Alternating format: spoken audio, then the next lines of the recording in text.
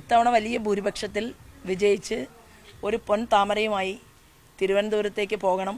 പോകുന്ന വഴിയിൽ ആലപ്പുഴയിൽ ഇറങ്ങണം. അവിടുത്തെ സ്നേഹനിധികളായിട്ടുള്ള അമ്മമാരുടെയും സഹോദരന്മാരുടെയും സ്വീകരണം ഏറ്റുവാങ്ങണം. അത് വിജയത്തിൽ കുറഞ്ഞ ഒന്നും പാലക്കാട് നിന്ന് നമ്മൾ പ്രതീക്ഷിക്കുന്നില്ല. അത് ഇത്തവണ ഒരു പൊളിറ്റിക്കൽ കാൻഡിഡേറ്റ് അല്ലെങ്കിൽ ഒരു രാഷ്ട്രീയ സ്ഥാനാർത്ഥി എന്ന രീതിയിൽ താങ്കൾ മാത്രമേ ഉള്ളൂ എന്നുള്ളൊരു ആത്മവിശ്വാസമാണോ?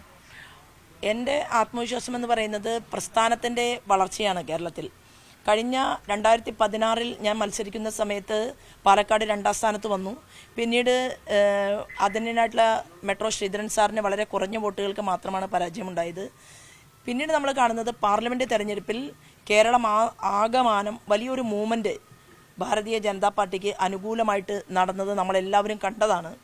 അതോടൊപ്പം BJPയുടെ പ്രസ്ഥാനത്തിൻ്റെ വളർച്ച പ്ലസ് ശോഭയുടെ കുറച്ച് വോട്ടുകളും ചേരുമ്പോൾ അത് ഒരു വലിയ ഭൂരിപക്ഷത്തിൽ വിജയിക്കാനുള്ള സാഹചര്യമുള്ള ഒരു പ്രദേശമാണ് പാലക്കാട്.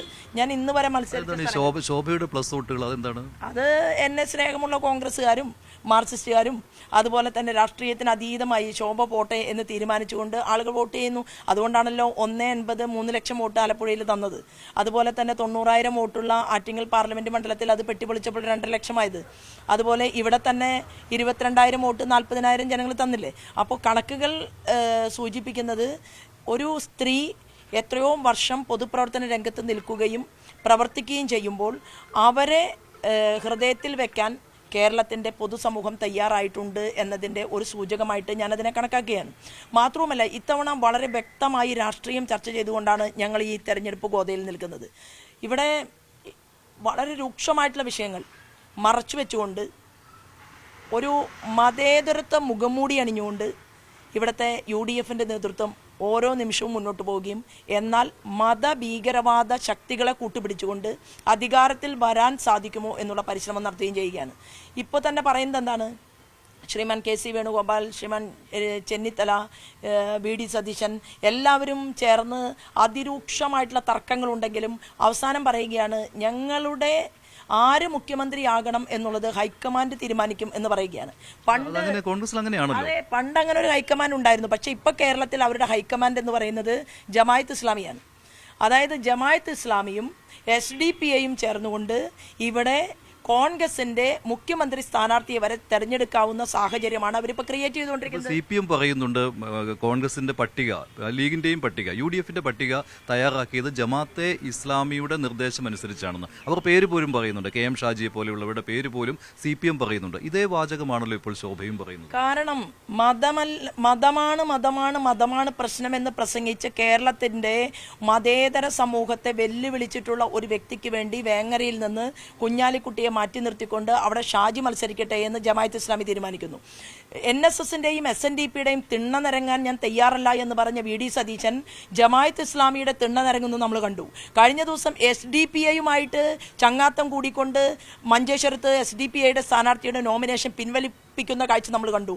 അപ്പോൾ പണ്ട് മുസ്ലിം ലീഗിന്റെ ലീഡറായിരുന്നു. പണ്ട് നമ്മൾ കേരള രാഷ്ട്രീയത്തിൽ എപ്പോഴും പറയും സീതി ഹാജി വാക്ക് പറഞ്ഞാൽ വാക്കാണ് എന്ന് പറയും. സീതി ഹാജി പണ്ട് പറയാറുണ്ട്, ഞങ്ങൾ വെള്ളിത്തളികയിൽ മന്ത്രിമാരെ സൃഷ്ടിച്ചുകൊണ്ട് പാണക്കാട്ടേക്ക് കൊണ്ടുവന്ന് പാണക്കാട് കുടുംബത്തിൽ ഇരുത്തി കൊടുക്കുമെന്ന് സീതി ഹാജി പറയാറുണ്ട്. ഇപ്പോൾ സംഭവം എന്താണ്? ഇപ്പോൾ ഇവിടെ കാണുന്നത് വെള്ളിത്തളി, പിന്നെ ഉമ്മൻചാണ്ടി ഗവൺമെന്റിന്റെ സമയത്ത് 5ാം മന്ത്രിയെ കൊടുത്തതും ഒക്കെ നമ്മൾ കണ്ടതാണ്. ഇപ്പം അതിനെ മാറ്റം വരുത്തിക്കൊണ്ട് മതം രാഷ്ട്രവാദത്തെ പൊതുസമൂഹത്തിന്റെ മുന്നിൽ ഒരു മടിയുമില്ലാതെ ഇതാണ് ഞങ്ങളുടെ ഭരണഘടന എന്ന് പറയുന്ന ജമാഅത്ത് ഇസ്ലാമിയുടെ കൂട്ടിന് വേണ്ടി, SDPIയുടെ കൂട്ടിന് വേണ്ടി കേരളത്തെ വെടിച്ചു കീറാനുള്ള, ഭാരതത്തെ ഇല്ലായ്മ ചെയ്യാനുള്ള മുദ്രാവാക്യങ്ങൾ ഉയർത്തുന്നവരോടൊപ്പം മുന്നോട്ട് പോവുകയും സാമുദായിക നേതാക്കന്മാരെ തള്ളിപ്പറയാനുള്ള ആർജവം കാണിക്കുന്ന VD സതീശൻ ഇവരുടെ കൂടെ ലയിക്കുന്ന ഒരു കാഴ്ചയും ലയന ചർച്ചയുമാണ് കേരളത്തിൽ കണ്ടുകൊണ്ടിരിക്കുന്നത്. അല്ല, എന്റെ അറിവിലില്ല. കാരണം ശ്രീമാൻ VD സതീശൻ എങ്ങനെയാണ് RSSന്റെ പിന്തുണ നേടുന്നത്?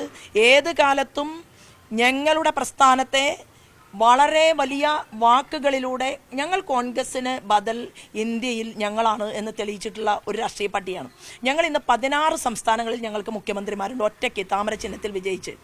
അതുപോലെ തന്നെ 5ഓളം സംസ്ഥാനങ്ങളിൽ NDAയുടെ ഘടകകക്ഷികൾ മുഖ്യമന്ത്രി പദവിയിലിരിക്കുന്ന ഒരു പാർട്ടിയാണ്, വലിയൊരു പാർട്ടിയാണ് ഞങ്ങൾ. അങ്ങനെയുള്ള ഒരു പാർട്ടി കോൺഗ്രസിന് ബദൽ BJP എന്നുള്ളത് ഇന്ത്യ മഹാരാജ്യത്തെ ബഹുഭൂരിപക്ഷം വരുന്ന ജനങ്ങൾ മനസ്സിലാക്കുകയും സ്വീകരിക്കുകയും കോൺഗ്രസിന്റെ അസ്തിത്വം നഷ്ടപ്പെടുകയും ചെയ്യുന്ന ഞങ്ങളെ സംബന്ധിച്ച് ഇവിടെ ഒറ്റ പോയിന്റേ ഉള്ളൂ. ഞങ്ങൾ പറയുന്ന ഭാവാത്മക മതേതരത്വം ആ സ്റ്റാൻഡ് എന്തുകൊണ്ട് VD സതീശൻ എടുക്കുന്നില്ല? ഇപ്പൊ VD സതീശന്റെ സ്ഥാനാർത്ഥി, ഇവിടുത്തെ UDFന്റെ സ്ഥാനാർത്ഥി പറയട്ടെ ഞങ്ങൾ ഭീകരവാദികൾക്കെതിരാണെന്ന്.